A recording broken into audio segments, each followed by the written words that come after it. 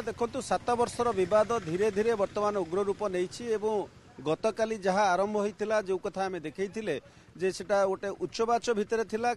किछि मात्रा रे सेटा उत्तेजना पाइथिला किंतु काली पुलिस पहुंची ताकू प्रशमित करिवार सफल होइतिला किंतु आजी या उग्र रूप नेछि एवं बाजार प्राय 10 रु ऊर्ध्व दुकान भांगी एवं सेमानकर जिनस पत्र बाहर फोपड़ा होइछि। तो ए स्थिति को सुधार आनिया पे एठी 2 प्लाटून फोर्स एवं खोर्धार उपजिलापाल खोर्धार एसडीपीओ बेगुनियार तहसिलदार एवं 4टी थानार आईआईसी पुलिस फोर्स सहित आसिक पहुंची प्रथमे कोटपला ग्रामवासी सहित आलोचना होता। कोटपला ग्रामवासी सहित आलोचना पर वर्षा जो वर्षा ये जो रास्ता मु जोटी अच्छी पछपट रास्ता धारणा रे बसी शताधिक महिला से उठा जाइए तापर बर्तमान जो एठी मु जो जगार अच्छी एठू निकटरे होची ओस्तपुर गाँ से ओस्तपुर गाँ भितर तमाम जिला प्रशासन अधिकारी एवं पुलिस प्रशासन अधिकारी से ग्रामवासी सहित आलोचना करुछंती। आमे जहाँ आशा करूछु ए ग्रामवासी ओस्तपुर एवं कोटपला 2 ग्रामवासी भितर आलोचना हला परे हुए तो गोटे निर्देश को पहुंची पारे प्रशासन एवं तापर निर्दिष्ट हबो गोटे मीटिंग पई हुए निर्दिष्ट तारीख घोषणा हो पारे एवं से उभय गाँव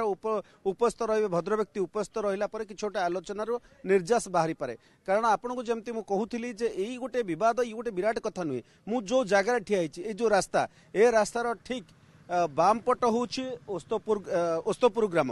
ए रास्तार ठीक डाहाण पट होची कोटपड़ा ग्राम किंतु विवाद होची जे ए गाँव रे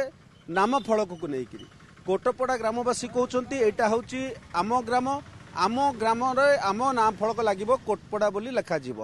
किंतु सेपटे ओस्तपुर कहते जे ओस्तपुर होची मौजा एवं कोटपड़ा होची एठू 500 मीटर दूर तेणु एठी कौन प्रकार